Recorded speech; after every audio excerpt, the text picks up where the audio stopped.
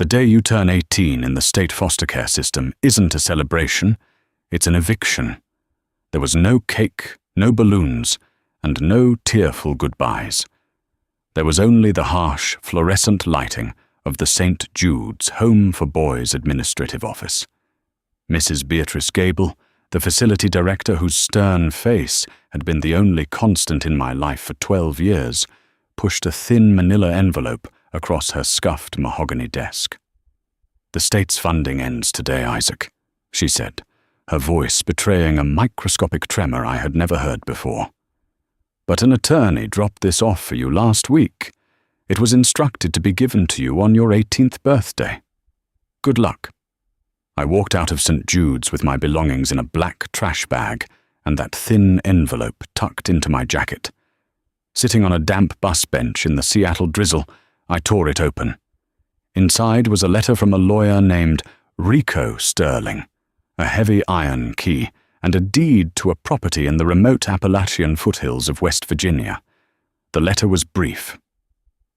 "Dear Mr. Mercer, per the instructions of your late biological grandfather, Nathaniel Mercer, you are now the sole owner of Lot 44 on Blackwood Ridge. The taxes are paid through the end of the year. What you do with it is up to you." I had never known my parents, let alone a grandfather. I had exactly $54 to my name. With nothing to lose and nowhere to go, I bought a one-way Greyhound ticket to West Virginia. What I found there didn't look like an inheritance. It looked like a cruel joke. Oak Haven, West Virginia, was a town that time and industry had abandoned. The storefronts were boarded up, the local coal mine had shut down decades ago, and the air smelled faintly of rust and pine.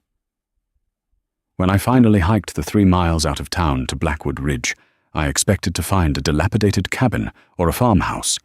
Instead, I found 50 acres of steep, rocky, unforgiving terrain.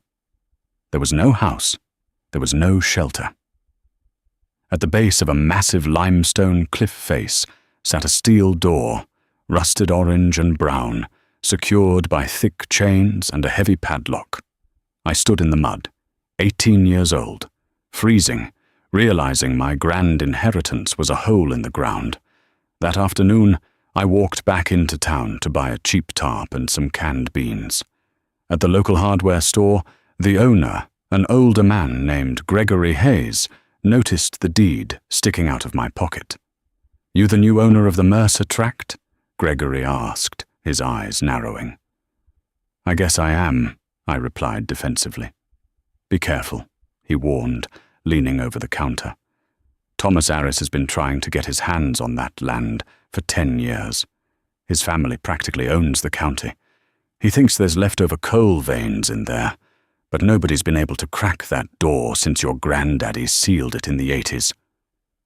I didn't care about coal. I just needed a place to sleep. I returned to the ridge, took the heavy iron key from Sterling's envelope, and slid it into the padlock. With a sickening crunch of rust, it turned. I pulled the heavy steel doors open. A rush of cold, incredibly pure air hit my face, carrying the faint scent of wet earth and deep water. I clicked on my cheap flashlight and stepped inside. The cave was massive. It wasn't a tight, claustrophobic tunnel, but a sprawling subterranean cavern with ceilings stretching 40 feet high. But what stopped me in my tracks wasn't the size. It was the infrastructure. Rusted scaffolding lined the walls. Thick, heavy-duty electrical cables ran along the ceiling, leading deeper into the dark. My grandfather hadn't just owned a cave. He had been building something inside it. I followed the cables for nearly a half-mile until the cavern opened up into a massive, dome-like chamber. At the center of it was a rushing, pristine underground river.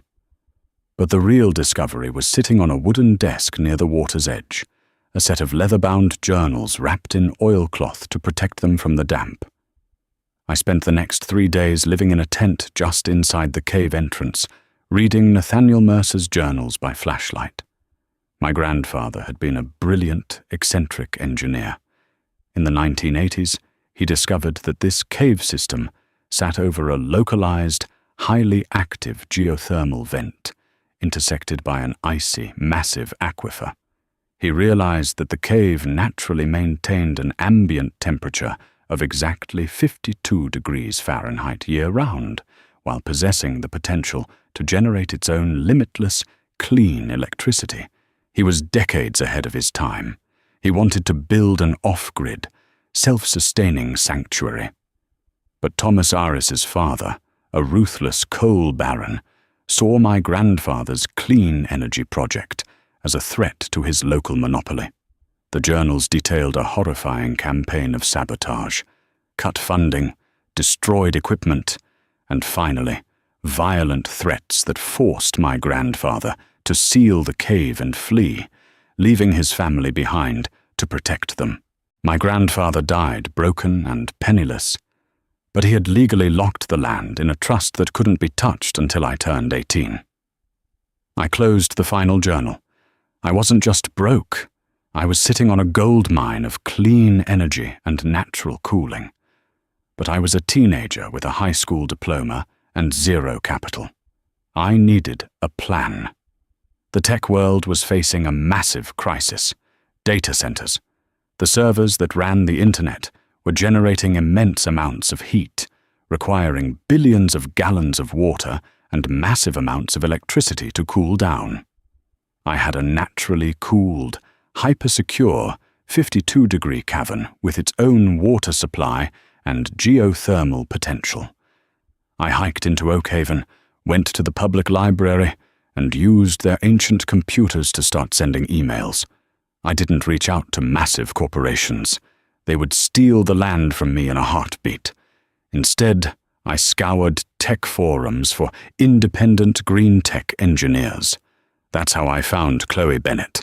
Chloe was a 26-year-old MIT dropout whose startup had just gone bankrupt because she couldn't afford the cooling costs for her sustainable cloud hosting servers. I sent her a message. I have free cooling, free energy, and infinite space. Bring your servers to West Virginia. She thought I was insane, but desperation makes people bold. 2 weeks later, Chloe drove her beat-up Honda Civic into Oakhaven, trailing a rented U-Haul truck packed with salvaged server racks. When I showed her the cave, she fell to her knees and cried. We formed a partnership. I owned the land and the infrastructure. She brought the tech and the clients. We called our company Aegis Vault. Building it wasn't easy. We were sleeping on cots in the damp cave, eating ramen noodles, and wiring servers by headlamp. We used the remaining money Chloe had to hire a local driller to tap the geothermal vent my grandfather had mapped out. But Thomas Aris found out. Aris, now a millionaire real estate developer in his 50s, realized the property had activity. He drove his pristine Range Rover up to the ridge one afternoon, flanked by 2 county sheriffs. "You're in violation of zoning laws, boy," Aris sneered, looking at me with the same disdain his father probably had for my grandfather. "This land is zoned agricultural. You can't run a commercial operation here. I'll give you 50 grand for the deed right now, or I'll have the county seize it by Friday." I felt the familiar panic of my childhood, the powerlessness of being a ward of the state, of having adults dictate my fate. But I wasn't in the orphanage anymore. "Read the deed, Thomas," I said, my voice steady. My grandfather had it zoned as a subterranean agricultural and research facility in 1984. The permit was never revoked. We aren't running a commercial data center. We are researching thermal heat displacement using computational nodes. It's entirely legal. Aris turned purple. He spent the next 6 months trying to bleed us dry with frivolous lawsuits, noise complaints, and building code violations. One night, our primary generator outside the cave entrance miraculously caught fire. We lost 3 days of power and almost lost Chloe's biggest client. But the cave itself was impenetrable. The thick limestone walls protected the servers from everything, and the natural cooling worked flawlessly. We were operating at a fraction of the cost of traditional data centers. Word spread in the tech community. A massive, eco-conscious Silicon Valley firm heard about a zero-carbon, subterranean data center in Appalachia and sent a scouting team. When they saw the pristine, naturally cooled servers humming quietly inside a majestic limestone cavern, they signed a 10-year, multi-million-dollar contract on the spot. Within 3 years, Aegis Vault became a cornerstone of green tech. We expanded deeper into the cave system, building a state-of-the-art geothermal plant that not only powered our servers, but eventually supplied cheap, clean electricity back to the dying town of Oakhaven. Thomas Aris eventually went bankrupt trying to out-litigate us, his coal-funded empire crumbling as the world moved toward the exact green energy my grandfather had envisioned. I was 22 years old, and my net worth was staggering. But I remembered the damp bus bench in Seattle. I remembered the black trash bag holding everything I owned. I didn't buy a mansion. I bought the 200 acres of land surrounding Blackwood Ridge. With Chloe managing the tech, I poured my energy and the company's massive profits into building a community above ground. I called it the Haven. It wasn't an orphanage. It was a sprawling, debt-free, eco-village specifically designed for kids aging out of the foster care system.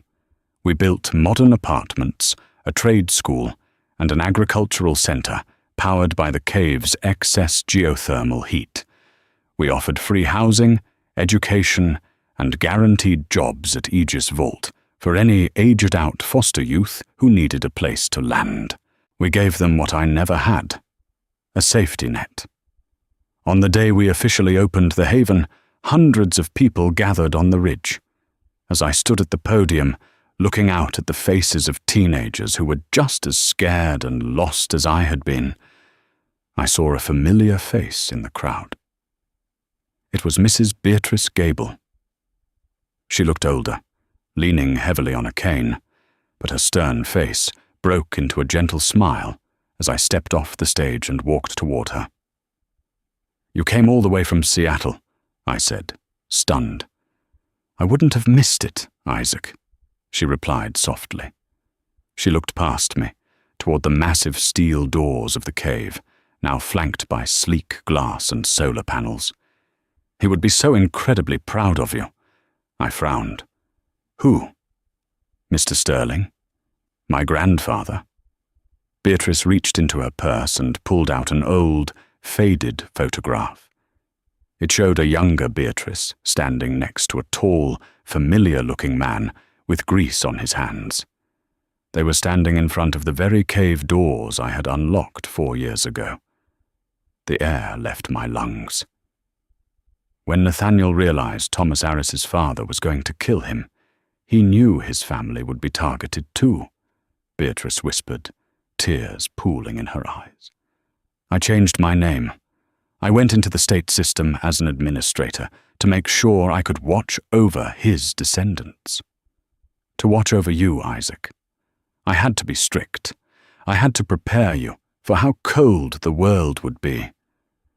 But I always knew the day would come when you would unlock his dream. My grandmother, the woman I thought was just a cold orphanage director, had spent her entire life hiding in plain sight, protecting the key to our family's redemption until I was old enough to survive the war her husband couldn't win. Today, Aegis Vault houses data for some of the biggest medical and scientific research institutions in the world, entirely off the grid. The Haven has successfully transitioned over 500 foster youth into independent, debt-free adulthood. When I left the orphanage, they handed me what looked like a worthless piece of paper. They told me I inherited a sealed cave on dead land. But they were wrong. I didn't inherit a cave. I inherited a fortress, I inherited a weapon against the very system that tried to break me. And what we built inside the dark didn't just change my life, it brought the light back to hundreds of others who thought they had been left behind.